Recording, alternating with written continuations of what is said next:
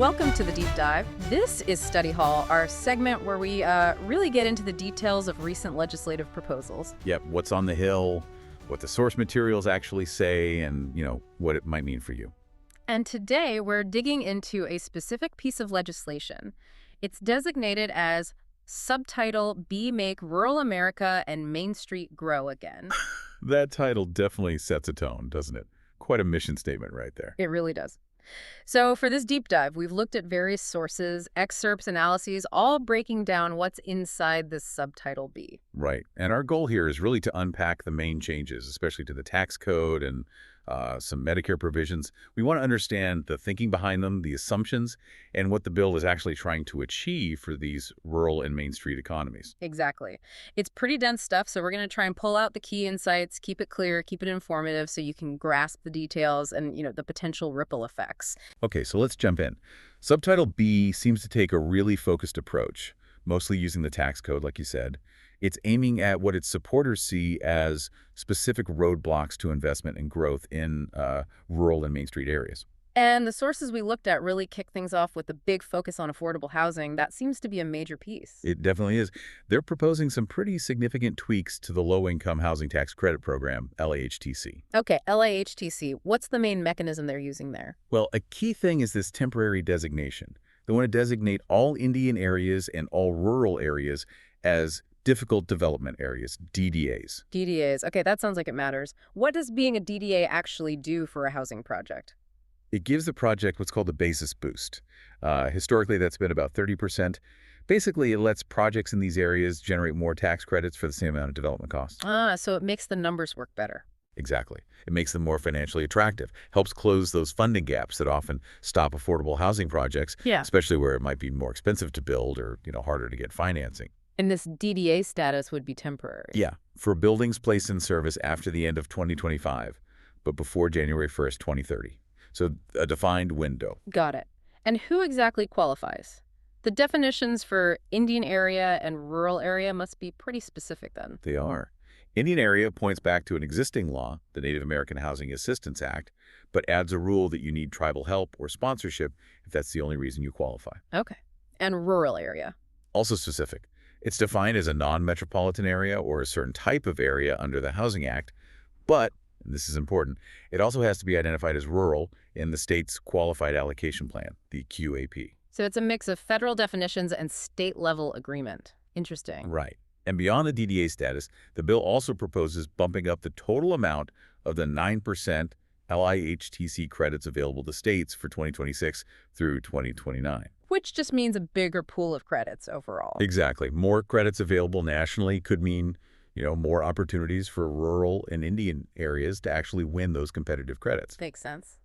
And there's one more LIHTC tweak related to financing. It changes the threshold for projects using tax-exempt bonds to get the 4% credit. The sources say it's lowered. Lowered to what? To needing 50% or more of the project's costs financed by qualifying bonds issued before January 1st, 2030. This could make using the 4% credit path, which is less competitive than the 9%, a bit more predictable for some developers. Okay, so putting all those LAHTC pieces together, the assumption seems pretty clear. Yeah, the bill seems to assume that, one, there's a serious lack of affordable housing in rural areas, and two, that building it there is just plain harder or more expensive. These changes are the proposed fix. Right. Moving beyond housing, Subtitle B also tries to lure in more general investment capital, specifically using the Opportunity Zone program. Yes, that's another big focus. A key thing here is they're authorizing a whole new round of Opportunity Zone designations. A new round. Okay. But this round comes with a specific instruction, a mandate focused on rural areas. Okay. What kind of mandate? States designating these new zones have to make sure that at least a certain portion are made up entirely of rural areas. A certain portion. How much? It's the lesser of two numbers. Either 33% of the state's new designations or whatever percentage of the state's total population is rural. And they use a specific definition of rural for this part from the Consolidated Farm and Rural Development Act. So they're deliberately carving out a slice of these new zones just for rural communities. Precisely. And the tax benefits for investing in these new zones get extended out to December 31st, 2033. That gives investors a longer time frame for deferring gains and, seeing projects through.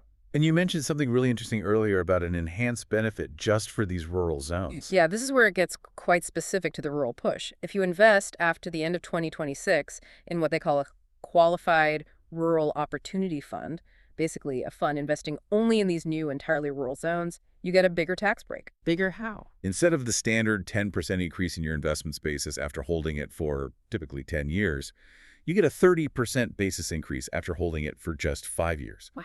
Okay. 30% after 5 years versus 10% after 10. That's a significantly stronger, faster incentive if you put your money into one of these designated rural zones. It absolutely is. Much more juice to incentivize that specific rural investment. And related to that, the bill also makes it easier to fix up existing buildings in these rural opportunity zones. How so? It lowers the substantial improvement threshold. Currently, to qualify for OZ benefits when buying and fixing up a building, you generally have to spend as much on improvements as you paid for the building itself, a 100% threshold. This bill cuts that to 50% for properties in these rural zones. So you don't have to spend quite as much renovating an existing Main Street building, for example, to get the tax benefits. Exactly. The idea is to lower the barrier, make those renovation projects more feasible. So, taken together, these opportunity zone changes really point to an assumption that rural areas just aren't attracting enough capital compared to cities, and they need these extra targeted boosts. Okay, so we've covered housing and broader investment zones. What about more direct support for businesses already operating or looking to expand, particularly capital investment and credit? Right, Subtitle B addresses that too. One big change is boosting the Section 179 expensing limits. Section 179 that lets businesses write off equipment costs immediately, right? Exactly. The maximum amount they can deduct upfront goes way up from the current $1 million to $2.5 million. Wow, double and a half. Yeah. And the point where that benefit starts phasing out also increases, from $2.5 million in total investment to $4 million. This applies for property put into service in tax years starting after the end of 2024, and it'll be indexed for inflation. So businesses can buy more equipment, more property, and write it off faster. That seems pretty straightforward. And there's also something about bonus depreciation. Yes, a special new 100% bonus depreciation allowance. This is for what they call qualified production property. Okay, what qualifies and when? It has to be constructed after January 19th, 2025, and before January 1st, 2029, and then placed in service before 2033. But the sources mentioned a really specific catch here about what counts as production for this particular bonus depreciation. And this is, again, super targeted.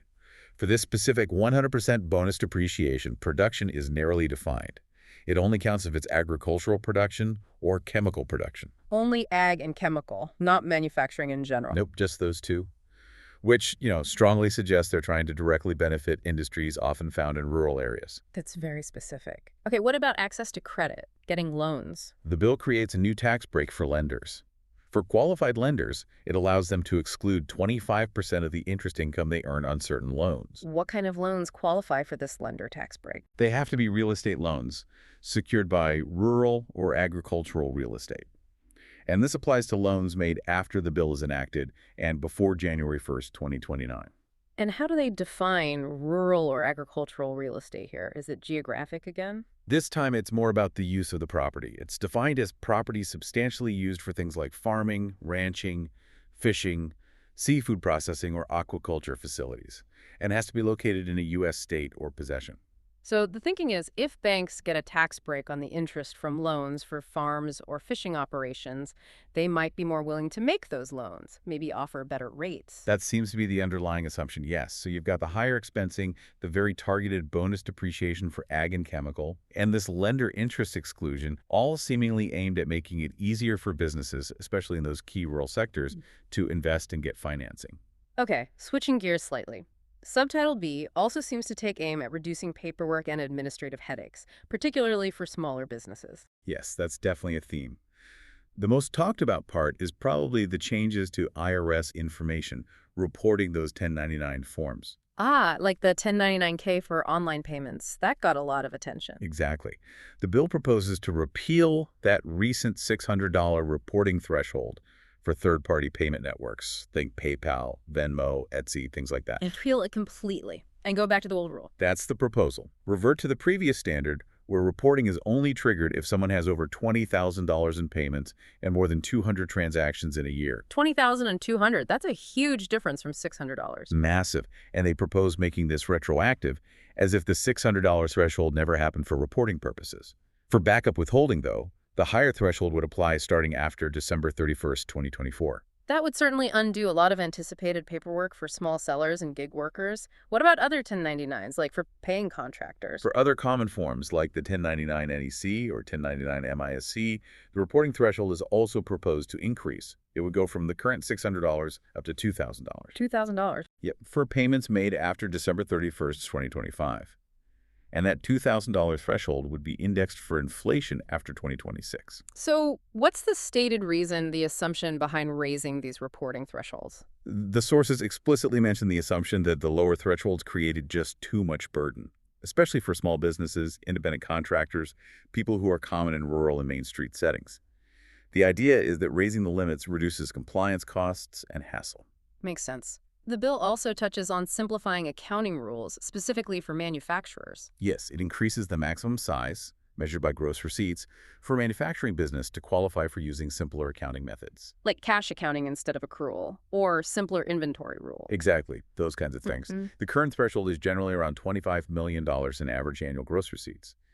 This bill proposes raising that significantly up to $80 million. $80 million. That covers a much bigger range of businesses. It does. It applies for tax years starting after December 31st, 2025, and it's also indexed for inflation.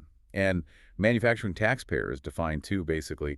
A business getting most of its revenue from selling tangible products, it's substantially transformed. So the assumption there is that smaller and mid-sized manufacturers, maybe many located outside big cities, are getting bogged down by complex accounting rules. That seems to be the logic, yes. That they face disproportionate complexity and cost, and this higher threshold aims to give more of them relief. Okay, so beyond those direct tax changes and administrative tweaks, are there other significant provisions in Subtitle B relevant to rural economies? There are a few others worth noting. One involves the clean fuel production credit. The tax credit for producing cleaner fuels. What's changing there? Primarily, its expiration date gets pushed back. Instead of ending after 2027, it's extended 4 years to the end of 2031. Okay, an extension, anything else? Yes, some interesting modifications. There's a new requirement that the feedstock, the raw material used to make the fuel, must come exclusively from the U.S., Mexico, or Canada. Ah, a domestic North American sourcing rule. Right. And it also changes how emissions rates are calculated. It specifically says to exclude emissions from indirect land use change. And, importantly, it requires different emission rates to be calculated for fuels made from animal manure, specifically calling out dairy, swine, and poultry manure. Wow, getting very specific about manure sources. Very. Plus some restrictions on foreign companies getting the credit. So while it's fundamentally an environmental credit, these changes definitely tailor it to support domestic ag producers and highlight a very common rural feedstock. It shows a real focus on those specific rural inputs. Interesting. What else? Then there's Part 3 of the subtitle, which shifts to healthcare. Specifically, it expands the definition of a rural emergency hospital under Medicare. Rural emergency hospitals. These are the facilities that provide emergency services but don't have inpatient beds, right? How are they expanding the definition? They're essentially creating a pathway for certain hospitals that used to exist but closed down to reopen under this designation. Which kinds of closed hospitals? Facilities that, at some point between 2014 and late 2020, were either critical access hospitals or small rural hospitals defined as 50 beds or less in a rural county. But crucially, they weren't enrolled in Medicare anymore as of December 27, 2020. So basically, closed facilities that fit that profile. And the bill lets these specific facilities apply to become rural emergency hospitals. Exactly. It sets up an application process with deadlines generally running through the end of 2027 or potentially later depending on state licensing timelines. Are there conditions? I remember reading something about distance. Yes, that's a key eligibility factor. If one of these potential facilities is located less than 35 miles from another existing hospital, or CH or REH, it has to prove something annually. Prove what? That more than half of the services it provided in the last year were specifically emergency hospital services. Basically ensuring it's truly focused on emergency care if it's close to other facilities. And the application itself requires looking at local needs. Yes, that's mandatory. Applicants have to do an assessment of the healthcare needs in their community, including analyzing why the facility closed previously and explaining how reopening as a rural emergency hospital would actually help fill the gaps in access. So the underlying assumption here is pretty stark that rural areas have lost vital healthcare access points. Absolutely. And that finding ways to reopen or sustain at least emergency services locally is critical, not just for health, but for the overall viability of these communities. It's seen as an essential infrastructure. Right. Finally, the bill doesn't just create incentives, it also seems to build in some new accountability measures, particularly around those opportunity zones. That's right. This is quite significant. The bill sets up much more detailed information reporting requirements for the funds investing in opportunity zones, the Qualified Opportunity Funds, or QOFs. More detail how? They'll have to file annual returns, providing specifics about their assets, what types of investments they're making, exactly where they're investing down to the census tract, what kind of property it is, real estate versus other things, number of housing units, if applicable. And employment data, too. Yes, indications of employment impact, including reporting the average monthly number of full-time equivalent employees within certain ranges. And this applies especially to those new rural funds. Yes, the reporting requirements apply to all QOFs, but the bill specifically calls out qualified rural opportunity funds, highlighting that rural focus again. And the businesses getting the investments have to provide this info to the funds. There are penalties if they don't comply. And the idea is to make this data public. Yes, the Treasury Secretary is required to produce publicly available reports based on this data. And critically, there's a specific mandate for separate public reports focused solely on the performance and investments of the qualified rural opportunity funds. So tracking the rural impact specifically, Yeah. what about measuring outcomes over time? Starting 6 years after the bill passes, these public reports have to include analysis of the program's actual impacts. They need to look at economic indicators like job creation, poverty reduction, new business formation within the zones. Measuring if it's actually moving the needle. Exactly. And even more interesting, there are requirements for reports in year 6 and year 11 that have to compare economic conditions like unemployment rates, number of people working in the designated opportunity zones versus similar areas that weren't designated. Sort of a control group comparison. Okay, so that's a serious effort to build in tracking and evaluation, especially for the rural component. It suggests they really want to see if these targeted incentives work as intended. It definitely signals an intent to gather data and assess the effectiveness to see if those underlying assumptions about needing targeted incentives actually play out in measurable results. So let's try to pull this all together. We've dug into Subtitle B, this Make Rural America and Main Street Grow Again proposal. What's the big picture here? Well, it really paints a picture of a very deliberate, multi-pronged strategy. It uses the tax code quite heavily, but also touches Medicare, aiming squarely at what are perceived to be specific economic and social challenges in rural and Main Street areas. Yeah, we saw interventions aimed at everything from boosting affordable housing construction Right, through things like that temporary DDA status for LIHTC. to trying to attract investment capital with those modified opportunity zones, especially the enhanced incentives and reporting for purely rural zones. Exactly.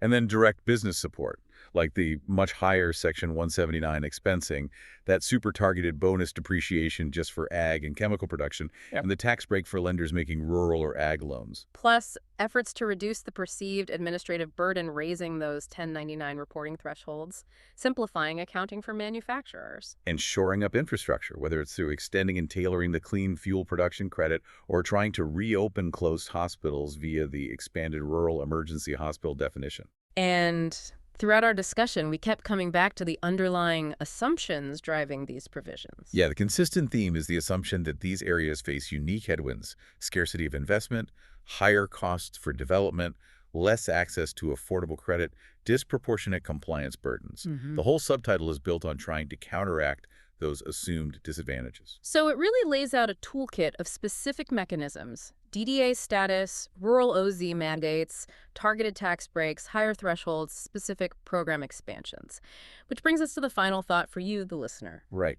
This deep dive shows how policymakers are attempting to use targeted tax policy and program adjustments based on these assumptions about specific geographic needs. It really raises the question, how effective can these kinds of targeted incentive-based tools actually be in tackling complex issues like economic development, affordable housing, and healthcare access in diverse rural and Main Street settings?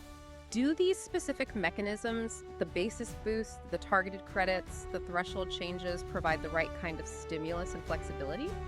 Or are the underlying challenges perhaps too complex for these kinds of interventions alone? Something to definitely think about.